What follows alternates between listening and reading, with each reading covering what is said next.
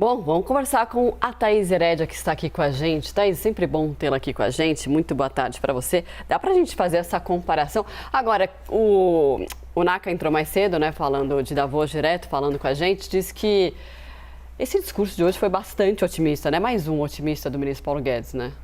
O ministro não está errado em ser otimista, até porque ele está colhendo frutos de uma previsão de crescimento da economia que está se mostrando, né? Agora há pouco o governo divulgou a arrecadação do mês de abril. Veio acima do esperado, um crescimento já descontando a inflação de quase 11%. Isso significa que sim, tem uma participação do fato da inflação estar aumentando a base de arrecadação de impostos no Brasil.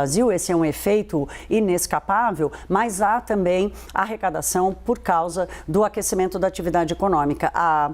Os economistas estão todos fazendo revisão para o PIB, não só do primeiro trimestre, como um começo de ano muito forte, mas para o ano todo. Então, o ministro ele está colhendo os frutos desse otimismo dele. E ele está no papel de provocar uma expectativa positiva sobre o Brasil. Mas as comparações de qualquer tipo, né, depende muito da referência. Na economia, o número absoluto nunca conta tudo, né? É como eu sempre falo, vamos deixar o número de lado e vamos olhar para o que está por trás disso, a dinâmica disso. Então, primeiro, o Brasil não é exatamente comparável à Itália, porque temos um DNA diferente. A Itália é considerada um país rico, um país desenvolvido e, portanto, tem uma estrutura econômica, financeira, social completamente diferente do Brasil.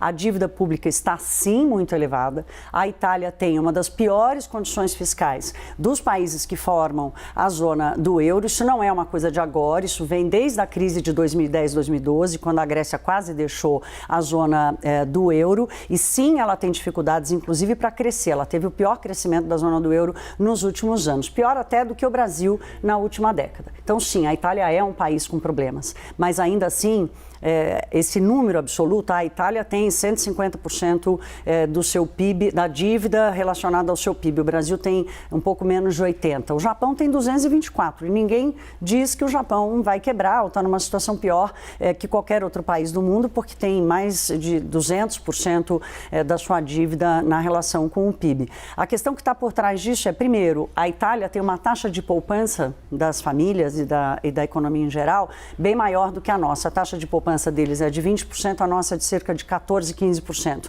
A taxa de poupança interna é uma referência importante para entender qual é a solvência de um país. O título de 10 anos da Itália, vocês se lembram, acho que vocês não estavam aqui, era o Jair e a Muriel. Eu trouxe aqui uma comparação, que o ministro já tinha feito essa comparação do fiscal com o G7, trouxe aqui uma comparação de quanto custa a nossa dívida e a dívida dos países mais ricos, né? E com relação à Itália, mesmo nessa situação fiscal mais delicada, a Itália, num título de 10 anos, paga 3% de juros, a gente paga 12%. Então, quer dizer, não é só o número fechado, a dinâmica da nossa dívida é muito mais cara e para a gente se comparar com os nossos comparáveis, que são os emergentes, a média dessa relação da dívida com o PIB entre os países emergentes é de cerca de 40% do PIB e não de quase 80% como a nossa. Bom, excelente.